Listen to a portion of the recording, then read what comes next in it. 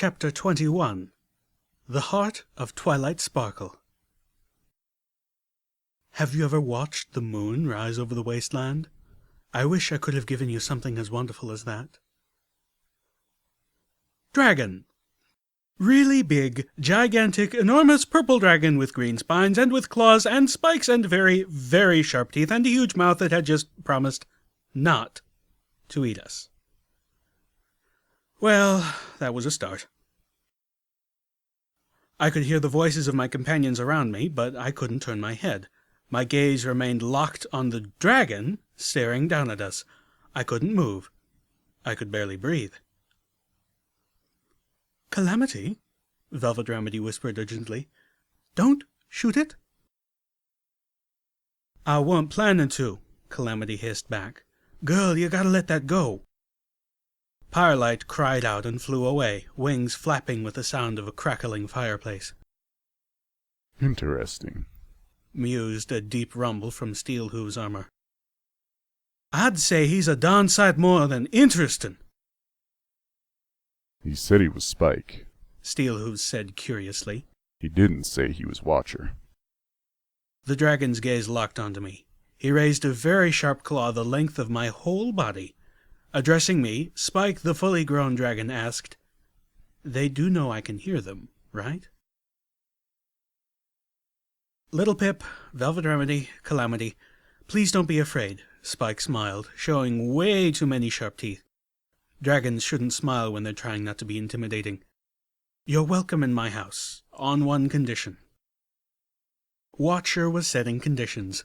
That would have irked me, but this was his home, and Watcher was a dragon. Dragons got to set whatever conditions they wanted. I was fully expecting something along the lines of "Don't steal, hoof through, or touch my treasure." I was not prepared for the dragon to point at Steelhooves with one lethal claw and say, "That stays outside." Watcher had a problem with ghouls? That did irk me. Perhaps not quite so much as it would have after meeting Ditzy-Doo and before learning about Rottingtail, but it still bothered me. "He's with us," I insisted, putting my hoof down. "I breathe fire," Spike countered, winning the argument. I turned to Steelhooves. "You okay with this?" After everything, part of me was ready to turn my back on Watcher and just walk away if Steelhooves said no. "I'll be fine," Steelhooves answered. I felt unexpectedly relieved. "Besides, I won't be alone." Steelhooves' armor-sheathed tail jabbed towards the Sky Bandit. Firelight had taken shelter inside and was furtively peeking her head through one of the windows. Apparently, flying into the home of Equestria's largest predator was a bit much to ask of our new, feathered companion. I nodded to Steelhooves, then turned back to the dragon. "Okay." Velvet Remedy was more gracious and diplomatic, giving Spike a courteous bow. "Thank you, mighty Spike, for allowing us into your house." She barely paused before choosing the word she had. "Do dragons blush?" Spike seemed to. He glanced back into the darkness behind him. "Well, it's really more of a cave, but I fixed it up enough that it feels like a house." "I'm sure you did splendidly," Velvet Remedy flattered. Spike turned. We all ducked as his massive tail swung around and led us into the cave. We followed, all except Firelight and Steelhooves. A pony in my head stomped insistently, wanting to know why I had just been required to leave a friend outside. A dragon? Watcher was a dragon? The awe and "I'm about to get eaten" dread was washing away, and I was surprised to find what tip-hoofed in to replace it was anger. "It's delightful," proclaimed Velvet Remedy. "I didn't know a dragon's cave could be so homey." She turned around, taking in the scattered piles of gemstones surrounding an immense circular bed sunken into the floor. "And there are so many books. You must be a collector." The walls were lined with bookshelves, many of which were full. The cave continued on into the darkness through a massive fissure in the back wall. "They're twilights," Spike said, almost reflectively. Then, with a touch of sadness, he corrected himself. "Were twilights." "Twilight sparkle?" I asked, seeking to confirm my suspicions. I was already sure of the answer even before the dragon nodded. I was thinking of the audio message Homage had played for me, the one Rarity had left Twilight Sparkle. Twilight Sparkle had not gone to Pinkie Pie when she had ran out of room for her books. She had started storing them here. A single terminal sat on a pedestal near the bed, an only slightly fancier model than that found everywhere in the wasteland. A cable snaked deeper into the cave from the machine's back. I had been expecting something much more like Homage's setup in the MAS-EBS. The little pony in my head was stomping more insistently. Finally, feeling just a touch cross, I bluntly asked, "Why did I tell Steelhooves to stay outside?" You didn't. I did," Spike said, as if I needed to be reminded of the flow of events. "The day a Steel Ranger steps hoof into my house is the day I eat canned food." The ominous growl in his voice made it very clear what can he was talking about. Okay, Spike didn't have a problem with ghouls. He had a problem with Steel Rangers. Or was it with the Ministry of Technology in general? From someone who had spent his days jumping around Spritebots, that would be a surprising attitude. Velvet Remedy was still looking around, expressing admiration that the dragon was just soaking up. I suspected it had been a very long time since some pony had complimented him on anything, even something as simple as how well he kept his books dusted. Leave it to Velvet Remedy to know just what to say. Particularly since I was feeling much less diplomatic. I bit my lip. I was seething just under the surface, and I couldn't put my hoof on why. I wondered if my emotional state was some sort of delayed PTM withdrawal, or if I was just more tired than I realized. I'd spent most of the last 4 weeks, ever since leaving Stable 2, in a state of physical or mental exhaustion. But Homage had pulled me through a miraculous and multi-orgasmic recovery. I should be in far more control than I was suddenly feeling. I looked away from Spike, staring at his huge bed. It did look comfortable. Plush with pillows and blankets. I'd even say it looked heavenly.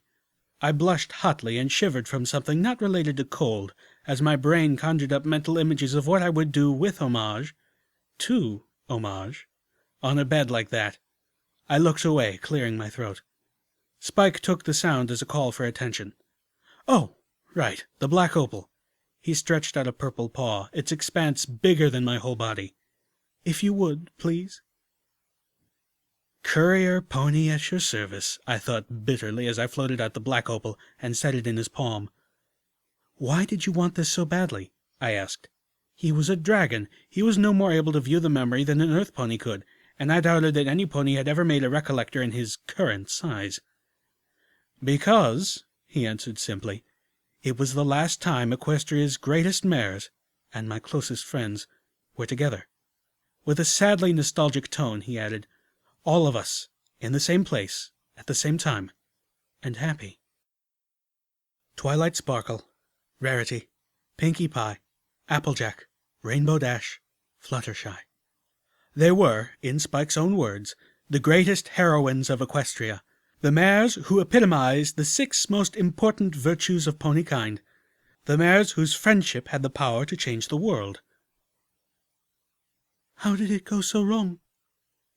It was Velvet Remedy who asked, but I think we all needed to know. Spike was slow to answer, and much of what he told us I had already expected. "Those ponies, my dearest friends, were not without their problems. They had their failings, even when they were young, but their virtues led them to stand up to any hardship, and their friendship gave them a strength that they never had as individuals." Spike smiled nostalgically, but then the smile faded. "Even the greatest people have their flaws, and when put under pressure or in the right circumstances, those flaws can become cracks. They can break you. And with the ministries, they weren't together anymore, and they were under pressure all the time." Spike stopped, and then fiercely asserted, "Not that everything went wrong, or can be laid at their hooves, not even most of it." We all nodded, listening intently. "First, there was the war. Equestria had been at war for over a decade before Luna created the ministries. War changes everything," Spike informed us passionately. "Before that, Equestria had known peace for over 1,000 years. We didn't know war. We didn't understand it. Maybe, if we'd had a few in the past, we wouldn't have made all the mistakes all at once." The dragon's tail thumped, making gems and books and ponies jump. "And then there were the ministries themselves. The very epitome of good ideas and noble intentions gone wrong, and not by the fault of the mayors who ran them. Velvet Remedy caught an inflection in Spike's words that I did not. What do you mean? The mayors of the ministries didn't actually run the ministries? Well, yes. And no. Spike pinched the bridge of his nose between two claws, wincing a bit. How can I put this? We waited as the dragon gathered his thoughts. Of the 6 of them, only 2 even tried to run their ministries. Those were Twilight Sparkle and Rarity. The others pretty much just threw suggestions at their ministries and hoped for the best. Spike fought for words before finding an analogy he felt was suitable. I found it a rather odd choice myself. Think of the ministries as dressmakers. They have their own ideas of how to make a good dress, but they are beholden to the sporadic demands of their clients, in this case my friends, the mayors who have been put in charge of them, even when those clients don't have the first clue about the art of dressmaking. No matter how good their suggestions may seem, no matter how brilliantly skilled the dressmakers may be, they can still end up with a nightmare design. Calamity broke in. Yep. Especially if what you're talking about is more like a committee of dressmakers, all competing for their vision. Spike agreed.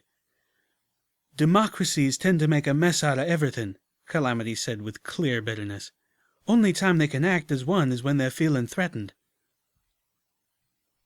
I looked at my rust-coated companion, wondering where had that come from. Oh, of course. Suddenly I was very happy I didn't know more about Pegasi politics. I don't get it, Calamity commented. Why a hiding in here? Ain't like there much a dragon needs to hide from. He cocked his head thoughtfully. I mean, a really ticked-off Ursa Major, maybe. And that's when I knew why I was mad. His words were like an earthquake, opening a fissure of reason to the anger simmering just beneath the surface. My response was natural. I erupted. All this time, you've been a dragon! A dragon! All this time! Spike looked at me, startled. Little Pip, Calamity cautioned. Please don't upset the really big dragon. I stomped, fuming now. Do you have any idea how much good you could have done? How many lives you could have saved? I found myself advancing on the dragon in my fury. I would have face-hoofed at the preposterousness of my own actions had I not been blinkered by my righteous anger. Spike's backing away from me only heightened the absurdity of it. Don't tell me you don't care, I spat. I know you care. You've been watching. Why aren't you out there doing something? The equestrian wasteland needs someone like you. Spike looked abashed, but insisted. I have my reasons. Reasons? I attacked. Afraid of getting your claws bloody? Hell, the Ponyville Raiders couldn't even have scratched your scales. But no, you'd rather send a little mare fresh out of a stable with virtually no combat experience into a pit of raiders where she's more likely to get killed than to save any pony. I was huffing. My mane and tail were in disarray. Part of me seriously wanted to charge Watcher. Maybe with all my telekinesis behind it, my horn could give him a jab he might actually feel. Little Pip, what reasons? What could possibly be more important? I was screaming at the dragon. All the times I had put my own life at risk to help others, and the person who had set me on that path was a nigh invulnerable dragon, yet couldn't be bothered to leave the house? What, do you need to polish your gems? Count them? Maybe take a nap? Spike flinched. Seeing that was like dumping fuel on the fire, I opened my mouth and let out a barrage I didn't even know I had in me. Enough! Boomed Spike, finally sounding like a dragon. I cringed, suddenly remembering that I was small and probably tasty. The single word slammed me into silence. The dragon turned away from me, looking to my friends. Do you trust Little Pip? Yep, said Calamity without hesitation. Yes, I do, chimed in Velvet Remedy. I felt a pang, knowing that I might have hesitated had our places been reversed. While I forgave her, I still felt the pain of her betrayal, no matter how well-intentioned and beneficial it had been. All right, then I will tell Little Pip my reasons, but only Little Pip, and only on the promise that she never tell anyone else, not even you. Why? Velvet Remedy asked politely. I would have demanded an answer. Spike scowled deeply. You've seen memory orbs. You know that there are ponies who can rip a thought from you with their magics, and the so-called goddess who commands the alicorns is telepathic, and through her, so are they. I was struck with a new image of the alicorns as terminals linked to a mainframe, sending and receiving messages from and through it. This is how they knew when and how one of their own had died. Their goddess observed their death through the alicorn's mind, and sent the knowledge of it on to all the rest. The fewer who know, the smaller the risk that someone might rip that knowledge from you and use it against... He paused before concluding. Me. I frowned. If Watcher's reason for being Watcher was that dire, then Spike was taking a massive risk just telling me. My outburst alone couldn't be cause enough to break 200 years of silence. Or was it an opportunity? Again, I got the impression that the dragon was desperately lonely in his self-imposed exile. On the other hoof, Spike could just be full of horse apples. All right, I stated firmly. I'll agree to that condition, but only if your reason is good. Spike contemplated that for just a moment before seeming to accept it. He stared at Calamity and Velvet Remedy. And will Little Pip's word that my reason is good be enough for you two, without ever hearing what it is? Yeah, Calamity said, frowning. I trust Little Pip's judgment. If she says you got good cause to leave the rest of the folk out on their own, that's good enough for me. Velvet Remedy nodded. Of course. Then follow me, Little Pip. I have something to show you. The huge purple dragon turned and lumbered further into the cave, passing through the fissure in the wall. I gave Calamity and Velvet Remedy one last look, then trotted after him, nearly needing to gallop to keep up. What am I looking at? I asked for the second time in my life. We had traveled into the center of the mountain peak. I had soon realized we were following the cable from Spike's terminal, and now I stood in a vast chamber, large enough for the dragon to move around easily. Along the walls were mainframes, 6 of them, with gemstones that pulsed with magical energy. They all seemed to be nearly dormant, save for the closest one, which beeped busily. In the center of the room, like a gigantic stalagmite of magic and steel, rose the tapering column of a super mainframe that made DJ Pon 3's system look downright quaint. Massive insulated wires ran up the walls from the tops of the mainframes, then swooped across the chamber to attach around the column at a point well above Spike's head. The chamber was a chimney. Staring upwards, I could see far above us a rough circle of night sky, twinkling with stars. The super mainframe was pointed towards that hole like a colossal magical wand. A Crusader mainframe, Spike answered. The ultimate arcano-technological mainframe. So powerful it could think for itself. Learn. It could even hold the imprint of a pony's mind. Only 3 had ever been built, I remembered. 1 was installed in Stable 29, 1 went to the Ministry of Awesome, and 1, this one, came here. A platform radiated out from the base of the Crusader like a 6-pointed star, each point ending in a dais.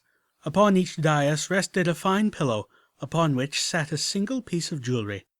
The one closest to me was a beautiful tiara. The other that I could see clearly was a necklace. Are you... I looked at Spike, suddenly questioning my assumptions. Is this Watcher? Spike chuckled. No, I'm Watcher. This is a Crusader mainframe, a very special one. What does it do? I asked, my curiosity beating down my anger. Except let you hack sprite-bots and spy on ponies. Something this incredible couldn't be here for a purpose so pedestrian.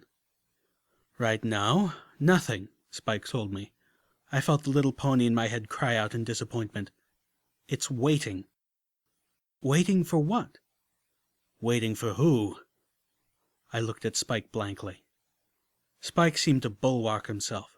I sensed the plunge he was about to take frightened him. This is Twilight Sparkle's greatest and most important project.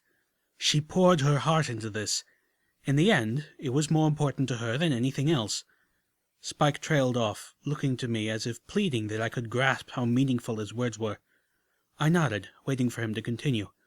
I was reserving judgment, but I already felt sure that Spike's reasons were, if not good enough for myself or other ponies, truly of vital importance to him.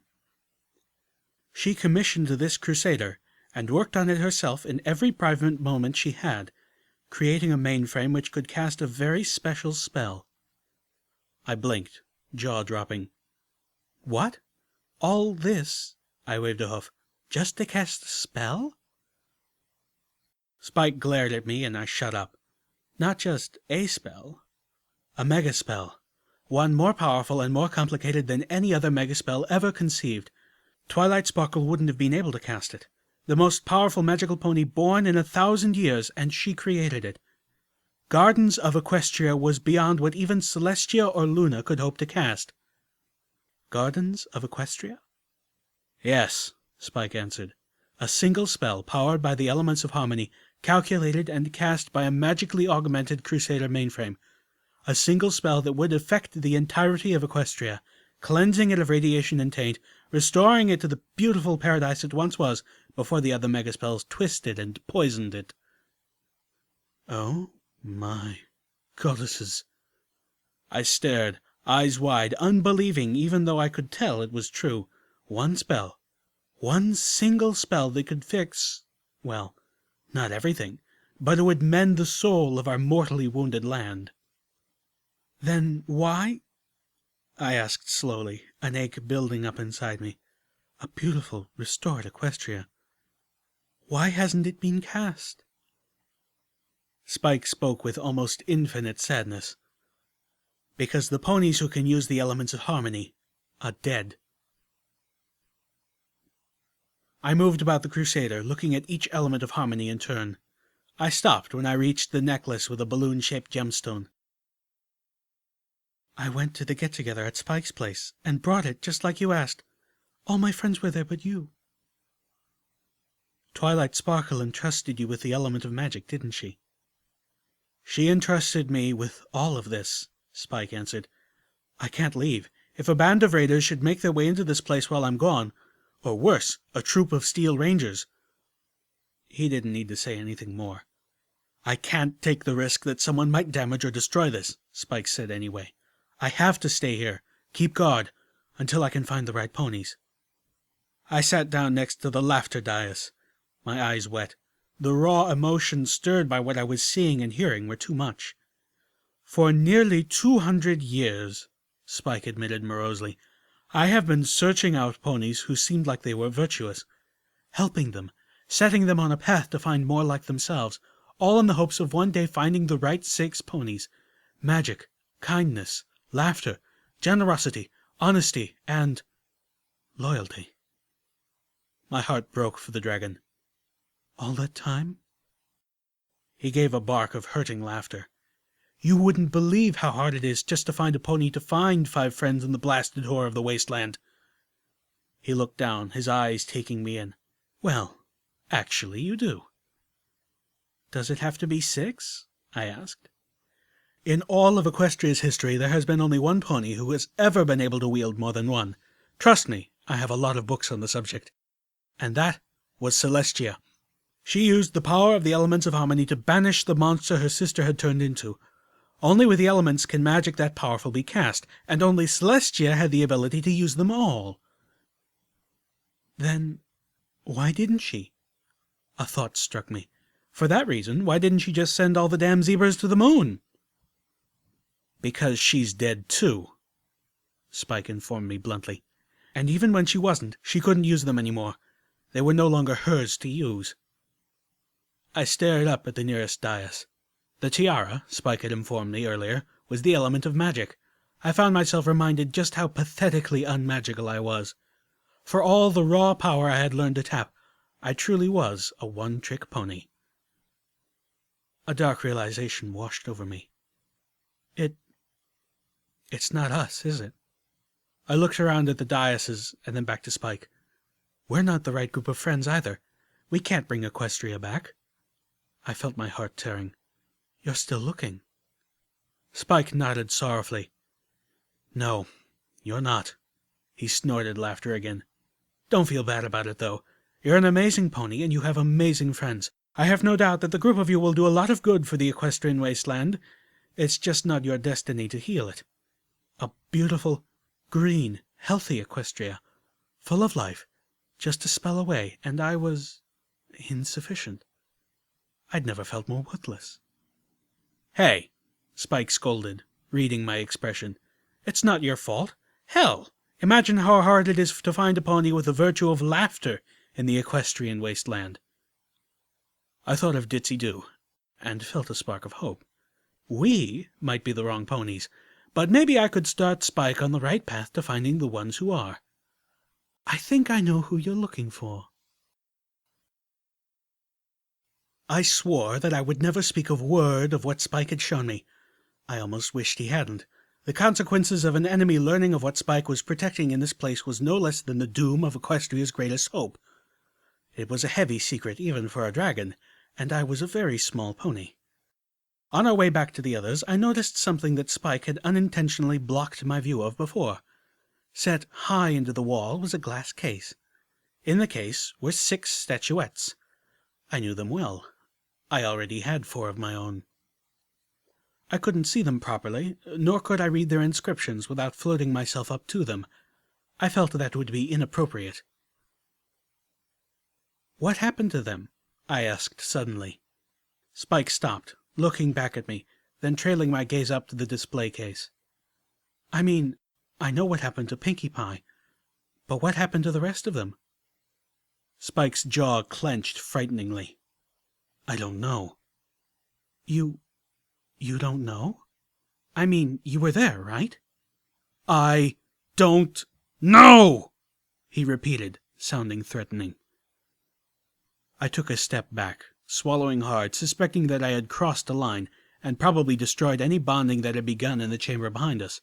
I stared at the floor. "Oh, of course. You were here." The dragon's voice boomed with anger and self-incrimination and regret. "I was asleep!" Yet again, I found myself staring at the dragon. The huge, purple, powerful dragon, who had somehow slept through the apocalypse. "I just needed to take a nap. I figured that if anything important happened, someone would wake me up," Spike cried, his voice brimming with self-loathing that made my own self-hatred seem petty and small. "I should have been there.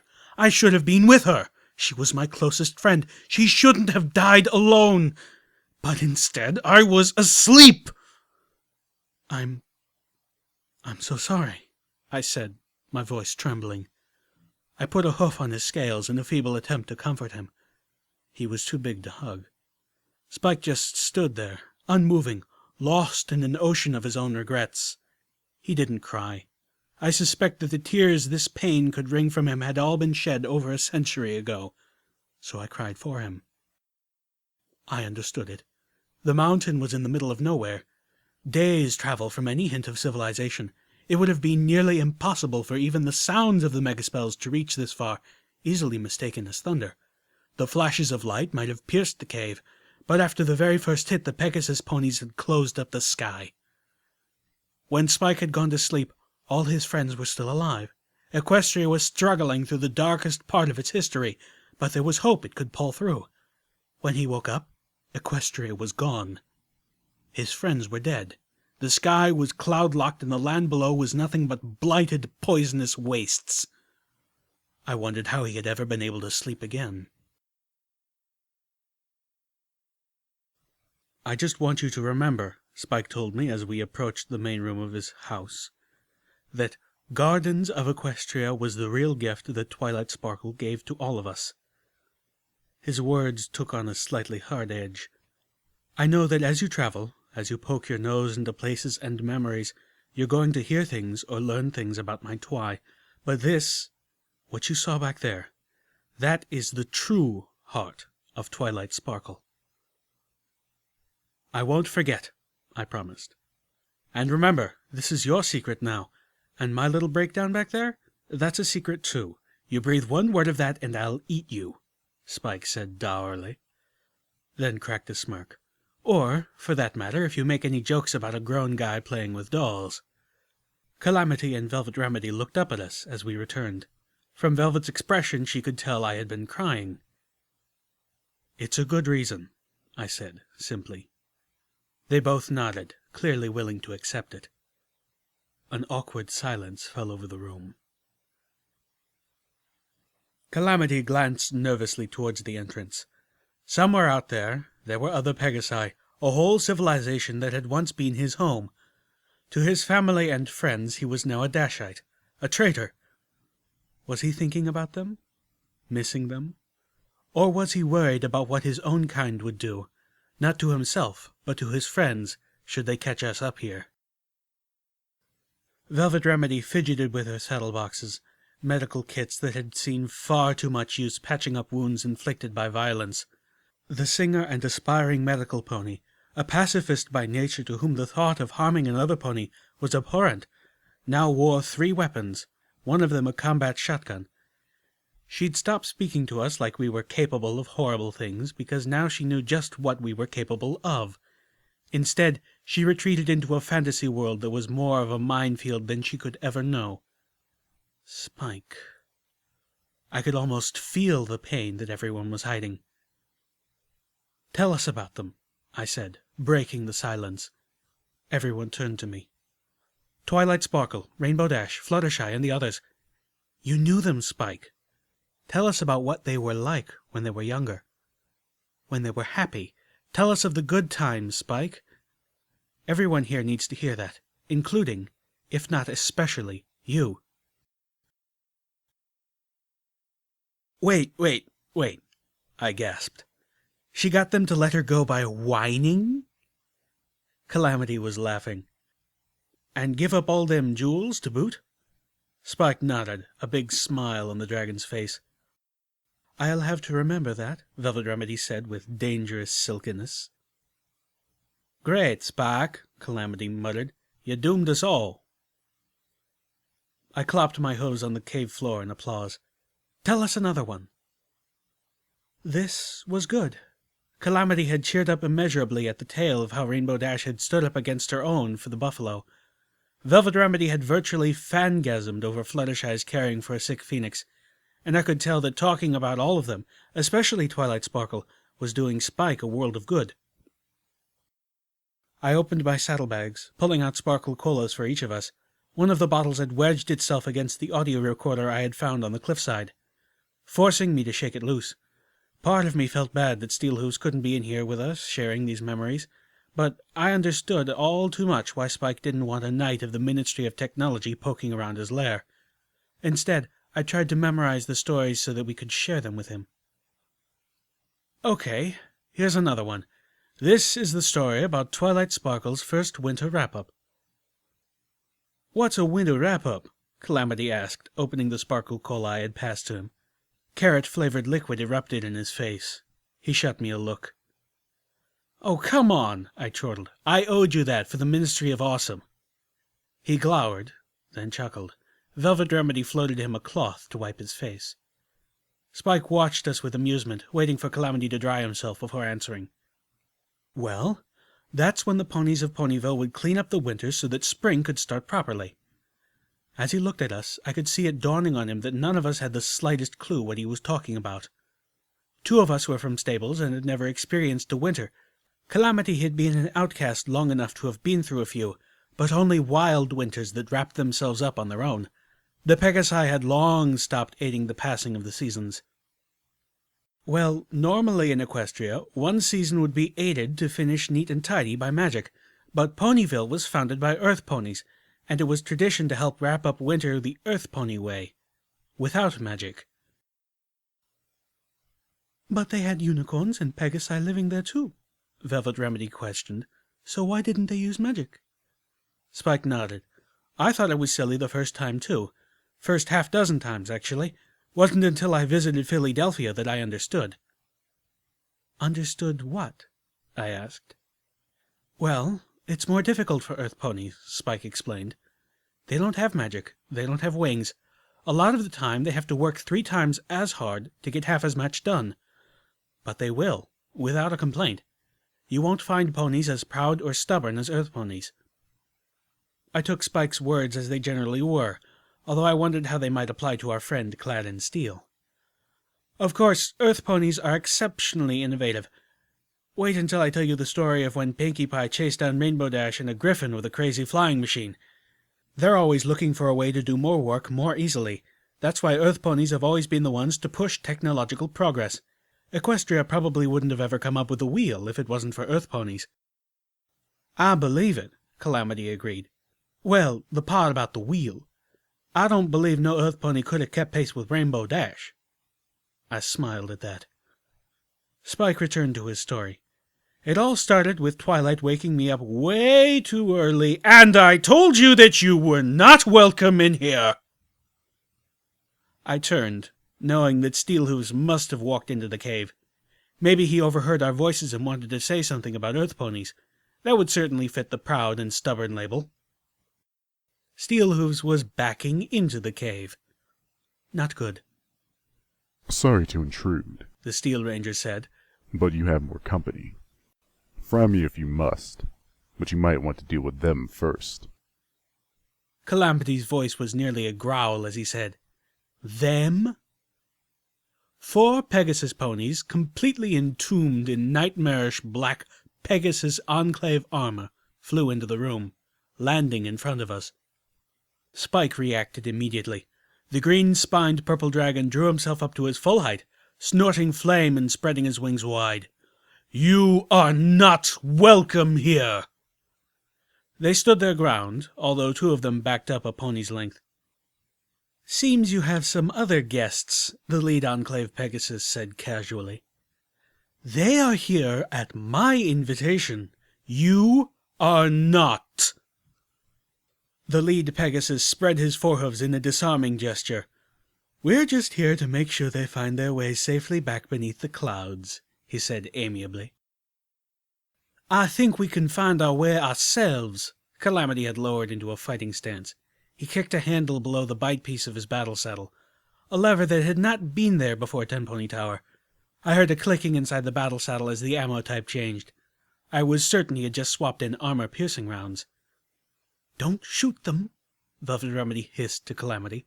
Let us at least try diplomacy first. Well, looky who it is, one of the female Enclave Pegasi called out with a whistle. We got ourselves a Dashite. Not just any Dashite, one of the other black-clad males spoke up. That's Deadshot Calamity.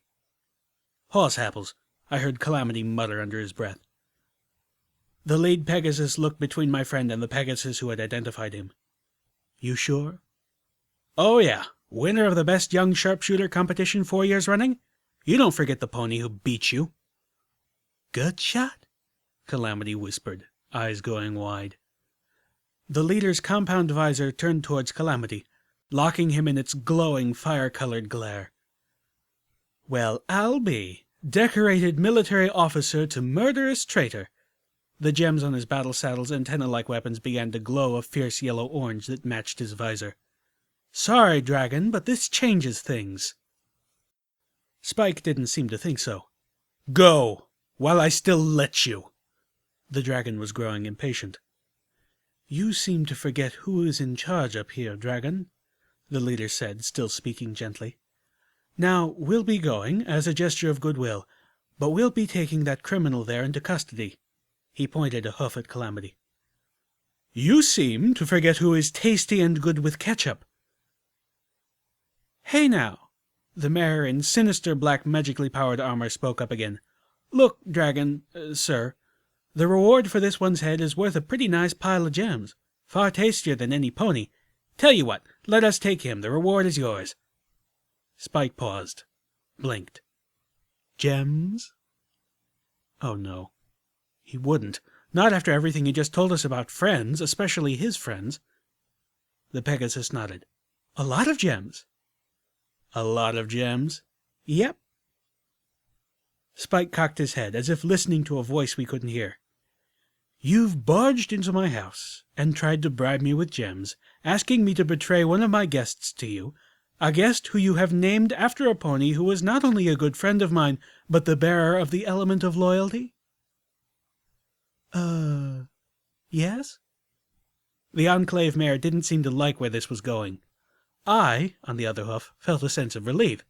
I permitted myself to crack a smile. Spike reached forward with one claw and dropped it onto her back, pinning her against the floor. He leaned very, very close to the mare, then used another claw to lift up her visor so that they were staring at each other, eye to eye. Spike snorted a gout of flame into the magical armor through the open visor, setting the Enclave mare on fire inside her enclosed suit. She screamed and thrashed for an unbearably long second or two before perishing. Smoke curled out of the seams in the insectoid metal carapace. I heard Calamity bite back a strangled sound as I gagged from the smell. I didn't think I'd be eating cooked meat for a long time. "Oh, goddesses," moaned Velvet Remedy. Spike raised his claw again. The other Enclave Pegasi fled into the night. "Well, this is going to be trouble." "We should stay. We should help." "I ain't exactly gung-ho to start shooting at folk who could be my kin, but I'll do what it takes to make this right." Spike shook his head. "No, it will be better if none of you are here when they return. Once they see their prizes gone, they will have less reason to press the matter." I looked at Spike worriedly. "What if they look deeper?" "I won't give them that option." Steelhooves, now standing in the mouth of the cave, suggested, "If there's something here you don't want them looking at, then we'd best make sure the Pegasi know we are somewhere else." He turned to Calamity. "We should stay above the clouds for a bit." Calamity nodded. "Get ourselves seen somewhere that ain't here." He looked at me. "What you say? Head back down towards New Appaloosa, drop down and make a turn towards Junction R7 after we've been spotted?" "It would give us a chance to lighten our load," Velvet Remedy added approvingly. "Get Calamity's workbench set up." I nodded. It was agreed. We would draw the Pegasi's attention away from Spike's cave. I just hoped they didn't start shooting at us. Although if we did go up in an explosive blaze of glory, it might very well be worth it to keep the gardens of Equestria safe. "Before we go," Velvet Remedy said to Spike, "I did have one question you might be able to answer." My heart skipped a beat. "Please," I begged silently, "don't let it be about Fluttershy." "Sure," Spike said amiably. "What are those towers?" Velvet asked, much to my relief. "The tall, slender white ones. As we were flying here I saw several of them. They're the only things I've seen as tall as this mountain, and they're definitely pony-made." "They were for the Single Pony Project," Spike answered, speaking simultaneously with Calamity. "Them's the Sustainable Pegasi Project," Calamity had stated. Spike and Calamity looked at each other. "Okie dokie, Loki." "The Single Pony Project?" I asked. Calamity looked a touch hurt I didn't turn to his expertise first. "You've mentioned that before. What was that project for?" Spike opened his mouth, then paused. The dragon raised a claw, then stopped. Finally he admitted, "I actually have no idea. I spent all my time with Twilight. I don't really know much about what the other ministries were up to. All I know is that it was called the Single Pony Project, that it was Rainbow Dash's idea, and that it was pretty much the only thing the Ministry of Awesome did." "Only official thing," Steelhooves interjected. I turned to Calamity now. "Sustainable Pegasi Project?" "Well, I can't say for sure it weren't the Single Pony Project at some point." Calamity chewed on what the dragon had said. "I was told otherwise, but it ain't like I got no reason to doubt anything just 'cause the great Pegasus Enclave declares it to be true." Velvet Remedy looked particularly pained at this spectacular mangling of proper grammar. "And if'n it were Rainbow Dash who came up with it, then I really doubt she would have meant for these towers to be being used for what they're all using them for now. 'Cause right now, they're being used to help keep the Pegasus ponies isolated from the rest of y'all." "How so?" Calamity turned to Velvet Remedy. "Remember when you asked about what we ate up there and I joked about cloud seeding?" Velvet Remedy nodded. "I recall I was going to demand a proper answer later." "Yeah, well, now you're going to get it," Calamity said. "I don't know what those towers were originally meant to do, but I know what the Enclave has repurposed them to do, and that's to enchant the clouds for miles around them, so we can grow crops right up into the sky." I let out a whistle at that. From somewhere outside, Firelight whistled back. Made sense. No matter what the single pony project had been meant to be, the towers were now being used to suit the purposes of the surviving ponies. The Pegasus ponies were using them up above for agriculture up above. Homage was using them below to broadcast DJ Pon-3's music and message across the equestrian wasteland, bringing you the truth, no matter how bad it hurts. And Red-Eye was using one for the goddesses knew what. My thoughts drifted to Homage. I hadn't told Homage about Steelhooves' deception. He'd used DJ Pon-3's radio broadcast to spread his lie about Chief Grimstar. I had to wonder how some pony like Steelhooves managed to find himself in a romantic relationship with the mayor of the Element of Honesty. I expected that Homage would be personally offended. I didn't want to be the bearer of a message that caused her pain, but I didn't keep my mouth shut just because I didn't want to upset her. She might feel provoked to air what I had told her, even though I could offer no evidence to back it up. Yet, what good would that serve? More likely, I suspected she would choose not to air it. Like my struggles with addiction, or her real identity, sometimes secrets had their place. Homage understood that. That wonderful unicorn had more personal integrity than any pony I'd ever met, and I couldn't bear to put her in a morally uncomfortable position, especially not after Monterey Jack. I was brought out of my reverie by the jab of Velvet Remedy's hoof. "Still with us, little Pip?" I nodded. The others were already gathering back at the Sky Bandit. It was time to go. We wanted to be moving before the Pegasus Enclave returned. I trotted to the mouth of the cave and then looked back towards Spike. "I guess this is it, then?" Watcher had helped me. Without him, I might not have survived. He helped give me a purpose, a goal, and ultimately friendship. But now it was clear that we were not the ponies he was looking for, and he needed to focus his attention elsewhere. Spike nodded. "I'll keep an eye open for you. We may talk again, but yes, this is it." "Thank you, Spike." "Thank you, little Pip." I turned and walked out of the cave. I was about to step into the Sky Bandit when I was hit by an epiphany. Turning, I galloped back into the cave. Honesty. It was about more than just telling the truth. It was about integrity. "Spike!" I cried out. "I know one of the other ponies you're looking for." Two black carapaced Pegasi were still hot on our tails as we broke through the cloud curtain. "Ha!" shouted Calamity, wings flapping hard as he hauled the Sky Bandit through the air at breakneck speed. "Told you they wouldn't follow us below the clouds, cowards!" Velvet Remedy looked up at the two demonic silhouettes behind us, her hair whipping across her face. "They're still following us!" "What?" Calamity glanced back over his shoulder. "Oh, horse apples!" Somehow he managed to pour on even more speed. We were pulling ahead. I saw the gemstones of the Enclave battle saddles flare, and bolts of colored light shot past us.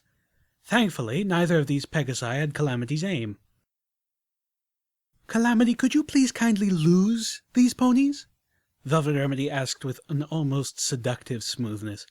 "I'd really hate to get blown up today." Two more blasts of magical energy shot past us, one actually passing through one shattered window of the passenger wagon and out another, barely missing Firelight. The magical bird squawked and hid behind Velvet, who cooed at her comfortingly. "Wow," Steelhooves commented dryly. "They really don't like you, do they?" "Y'all can shut it now," Calamity barked back at us, "and hold on." I wrapped my forelegs around one of the poles between the wagon's bench seats. Velvet Remedy clamped down on one of the bits that dangled from the ceiling. From her expression, she immediately regretted it. I could only imagine the taste. Steelhooves braced himself between benches. A moment later, Calamity took the Sky Bandit into a steep dive. Firelight bounced off the wagon's ceiling. She scrambled to bite down on Velvet Remedy's wind-thrashed mane before the wind threw her out of the back window of the wagon. Bolts of colored light shot all around us. I think I screamed. The Enclave Pegasi broke off their pursuit about halfway to the ground. My legs were still shaking, my hooves thankful to be planted on firm ground. I watched as Velvet Remedy bartered with Ditzy Doo outside the front gate of New Appaloosa, trading for spark batteries to replace the nearly drained ones in the Sky Bandit. We weren't allowed further, but the Ghoul Pegasus was more than happy to come out and greet us. For a moment I didn't recognize the little lavender filly who shyly followed behind her. My eyes widened as I realized it was Silverbell, no longer painted pink. She seemed better. Being with Ditzy-Doo was good for her. Silverbell looked up, recognizing Velvet Remedy. She froze in her tracks. "Hello, Silverbell," Velvet Remedy said gently. "You're looking beautiful this morning." Silverbell looked everywhere but at Velvet. "I have someone you might like to meet," Velvet continued, her voice warm and accepting. "Firelight, come out and meet Silverbell." The little filly's eyes went wide at the sight of the majestic balefire phoenix. The emerald and gold creature landed next to her and cooed a friendly hello. The effect on Silverbell was dramatic. It was as if Firelight was the first truly beautiful thing the girl had ever seen. Calamity walked up next to me. "Call me crazy, but after we go I half expect that filly to spend the next few days trying to make New Appaloosa as pretty as that bird." I could picture that. I looked up at Calamity. The rust-colored Pegasus with the orange mane and black desperado hat was probably the closest friend I had, not counting Homage, who was all manner of closer, but much more than a friend. "I know what you're thinking," Calamity stated. "Don't you believe him. The Enclave has a vested interest in making any pony who bucks their ideals into a monster." "I believe you," I told him sincerely. I regularly put my life, and the lives of those I loved, in Calamity's care. I absolutely trusted him with this, too. "But, Calamity, if you're running from something, perhaps we can help." Calamity laughed. "Lil Pip, you should know me well enough by now to know that running away from things ain't my way." My friend turned his head towards the ever-present cloud cover. "I flew towards something. They just didn't want to let me go." Nice place you got here, Steelhooves said as he looked around Junction R7. I couldn't be sure if he was being sarcastic or speaking truthfully. "Home sweet train wreck." Steelhooves eyed the turret defenses, then looked up at the tri-barreled magical energy cannon mounted on the roof of the train's incongruous engine. Ooh, now that is a beauty. I could hear Calamity setting up his workshop. I looked around, but could not see where Velvet Remedy had wandered off to. Hopefully she was getting some sleep. I knew I needed some. Our next stop was going to be Philadelphia. I didn't know if we would actually find Red-Eye there, but everything I had learned said that all his slave operations were centered in that foul place. It was time to start putting some things right. Spike's words rang in my head. "I know that as you travel, as you poke your nose into places and memories, you're going to hear things or learn things about my Twy." I had sworn I would remember, as he called it, the real heart of Twilight Sparkle. I couldn't imagine forgetting, now that I had seen it for myself. The sight of that Crusader mainframe, surrounded by the elements of harmony, sitting and waiting, year after year, decade after decade, for the chosen ponies to put right things that were far beyond my ability to effect. I would say collecting dust, but they hadn't been dusty. Spike, I realized, had been dutifully tending the elements of harmony and the mainframe. How hard would it be to remember if I had nothing like that sight to cling to? Right now, I had another private moment with Steelhooves. I should make the best of it. I wanted to ask him about Applejack, but I didn't think we were ready for that conversation yet. I felt I would be prying into someplace I hadn't yet earned the right to go. But I had other friends, including one I was worried was heading towards a shattering reality crash. I had no idea what to do for her, but I felt that knowing as much as I could beforehoof would give me my best chance to at least help her recover, if I couldn't protect her from the tragic discovery. "Steelhooves, what happened to Fluttershy?" The Steel Ranger stopped in mid-trot and turned his visor towards me. Depends on who you ask, he answered cryptically. "No pony knows?" I asked, having really hoped for a more definitive answer than that, preferably one that I could mine for a little hope. Steelhooves shook his head. Keep in mind, it's really hard to pin down what happened to any particular pony. Skeletons don't come with name tags, and there were millions of ponies for whom the mega spells didn't even leave that. Some places, like Splendid Valley and the Canterlot Ruins, are still far too dangerous for proper expeditions. It's rare to say that you can say for certain what happened, even to a loved one. Oh dear. I nodded slowly. That said, most ponies, well, those who ever think or even know about Fluttershy beyond the Ministry of Peace posters, believe that she was so devastated by what had happened to Equestria and to the world because of her efforts to force peace, that she plotted into one of the really bad places and let nature tear her apart. Let Equestria do to her what she had done to it.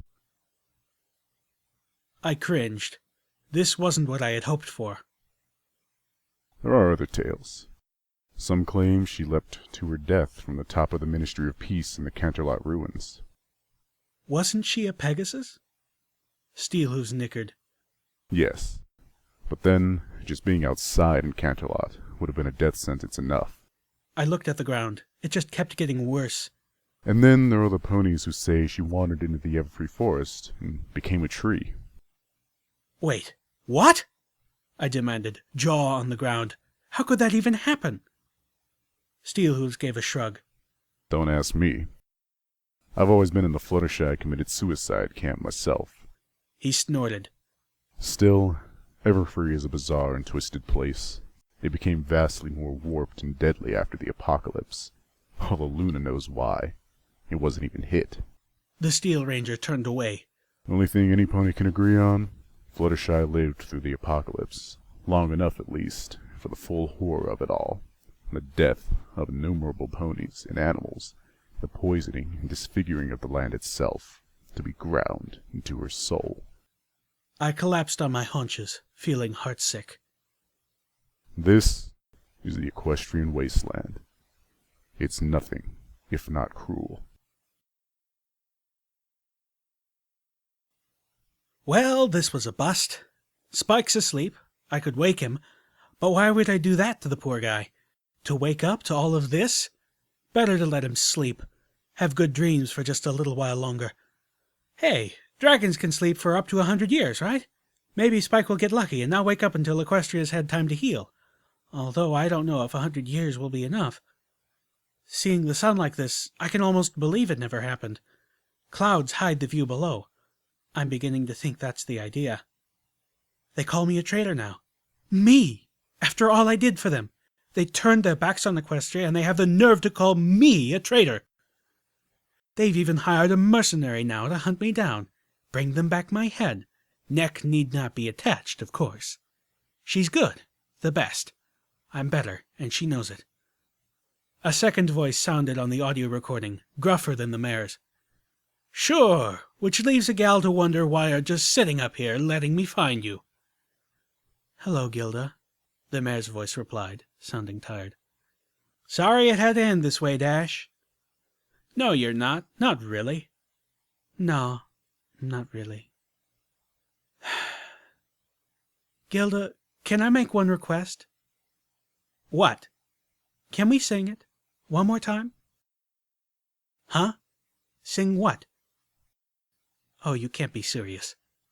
Just once? The second voice let out a long, suffering sigh. Ugh! Why? Because, just for a moment, I want to remember an earlier, happier time. A time when the world didn't suck. Fine. Only for you, Dash. The voice paused. One final time, but after that you know I'm going to kill you. You'll try. The two voices blended into an odd harmony. Junior speedsters are our lives, skybound soars and dare. The audio recording abruptly cut off. The machine had reached its limit. Footnote. Level up. New perk. The magic of friendship. When your HP or the HP of any member of your party drops below 30%, all members of your party, including yourself, gain much greater resistance to damage.